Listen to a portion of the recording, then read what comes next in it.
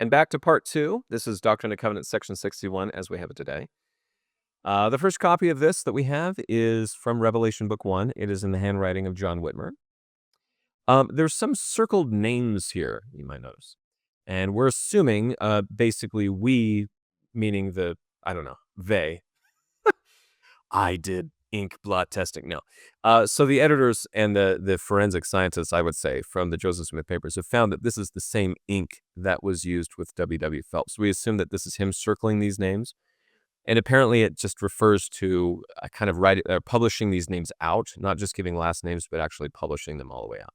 And so that may have just been sort of on this one and this one, you're going to actually spell their entire name out. So that's what that is. That's our best guess. Otherwise, it's a pretty clean copy, to be honest with you. There's even no verse numbering. I keep saying that, but this time around, there was no verses numbered in this. So no verse numbers were harmed in the making of this revelation. There's a copy found in Sidney Gilbert's notebook, which we'll get to in a moment. So you get that one. We also find this in the Evening and Morning Star down here on the lower left column. That's where this one is. So that's published in 1832-ish. It is chapter 62 in the Book of Commandments, and it is section 71 in the Doctrine and Covenants. And of course, you also find a copy of this in the manuscript history of the church. We'll get into that revelation here in a second.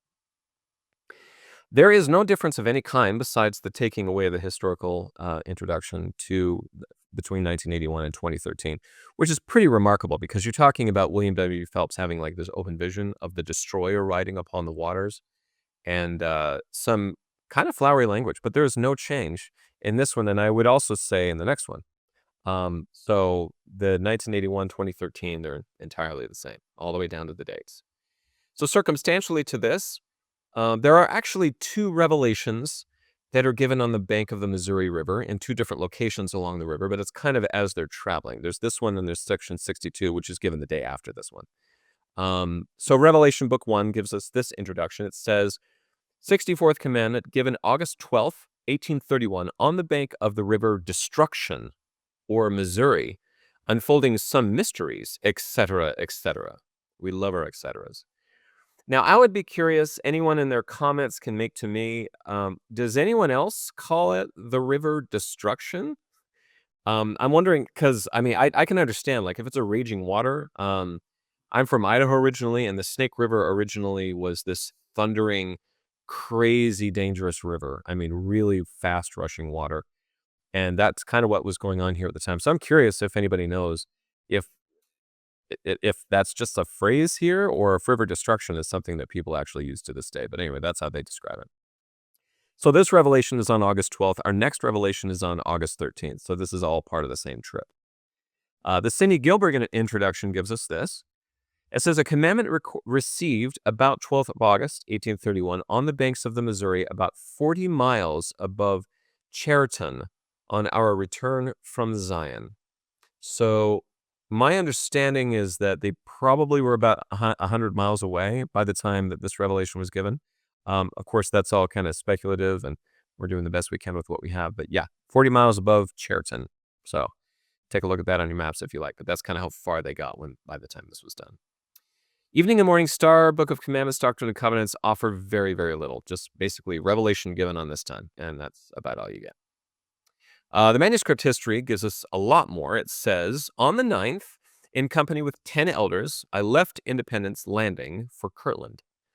We started down the river in canoes and went the first day as far as Fort Osage, where we had an excellent wild turkey for supper.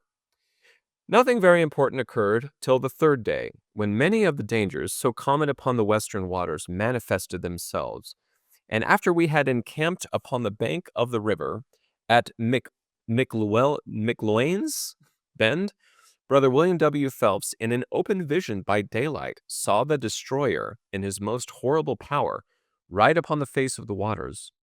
Others heard the noise, but saw not the vision.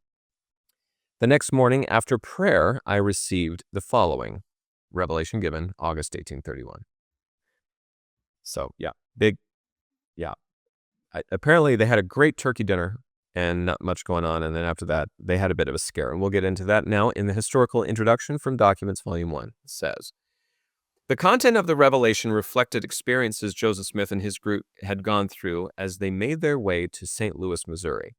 Although nothing eventful occurred in the first day or two of their journey, discord apparently arose within the group, and Oliver Cowdery chastised some of the elders for inappropriate conduct and warned them that misfortune would befall them if they did not repent.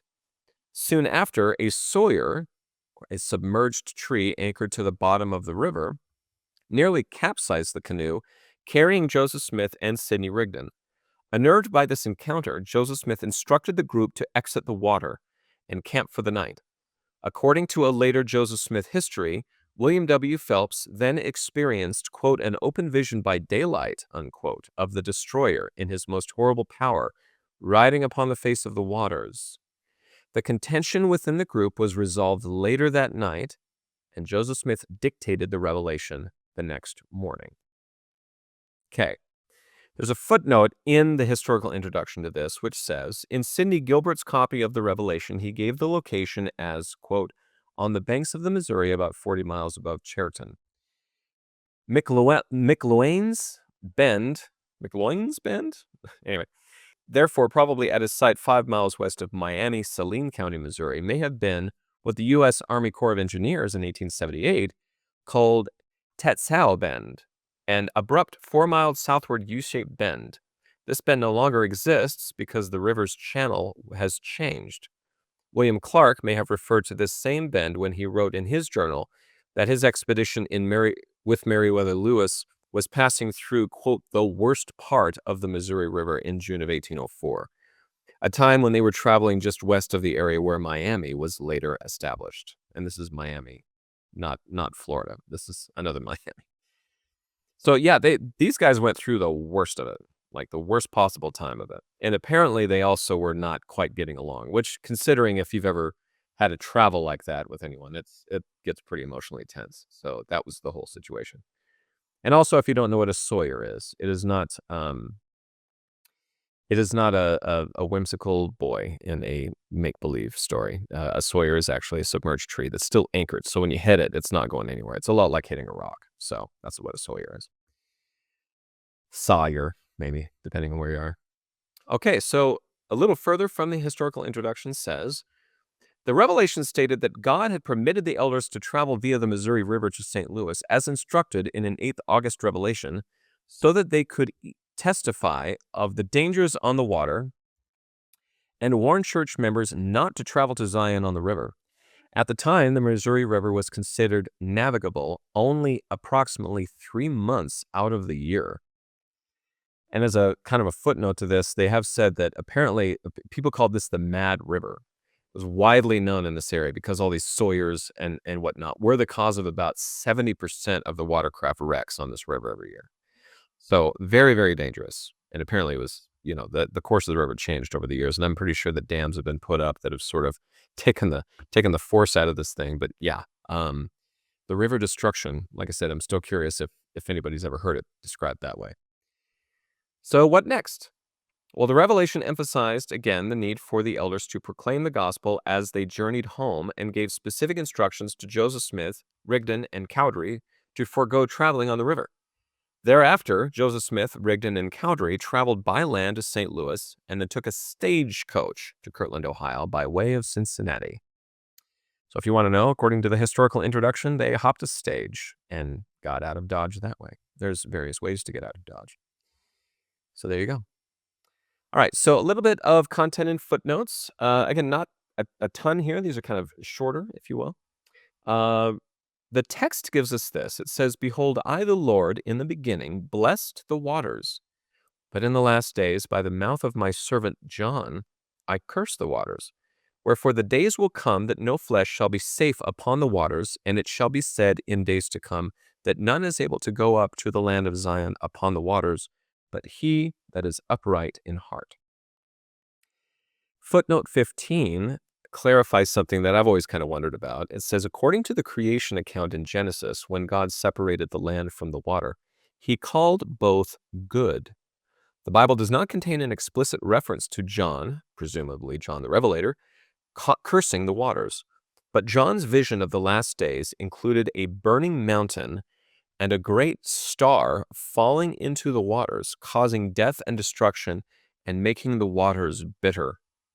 So I believe that is a sort of a best guess about what this could be referring to. But yeah, I've never actually seen any references to John, whoever he is, cursing waters. So I've always kind of been curious about that. And that's what you get just from the Joseph Smith papers. All right, so the Revelation further says to this, a little further down, it says, "You shall forewarn your brethren concerning these waters, that they come not in journeying on upon them, lest their faith fail, and they are caught in her snares. I, the Lord, hath decreed, and the destroyer rideth upon the face thereof."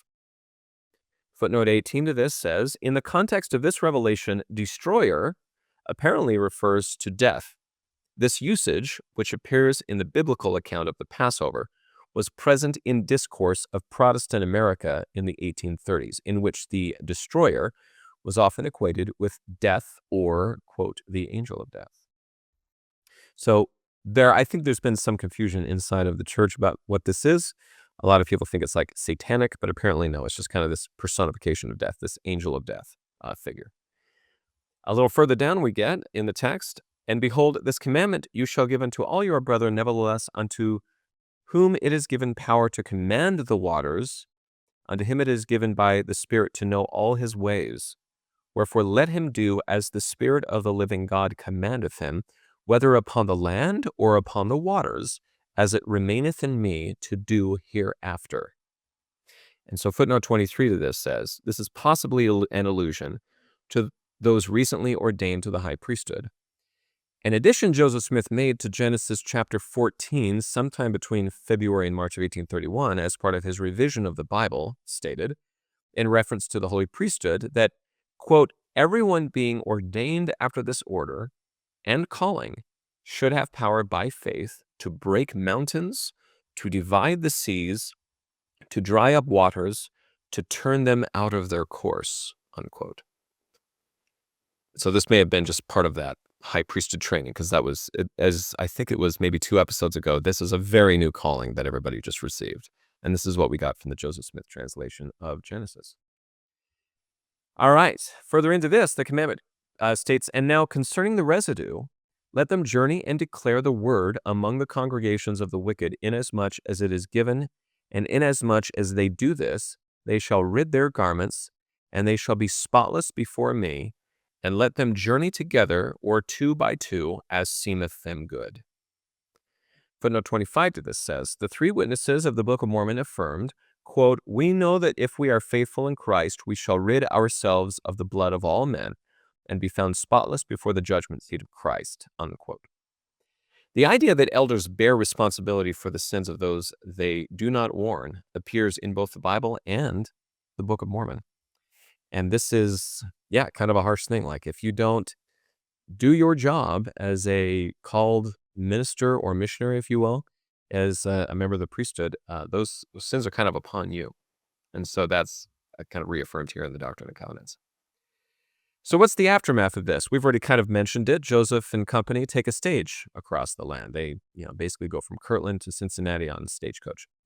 And then section 62, which we'll get to in just a moment, was given the very next day. So that is the aftermath of this particular section. So having said all of that, that is part 2, section 61. And if you stick with us on part 3, we're going to get into section 62 and a few details on that. So we're going to keep on filling in the history. So stay with us.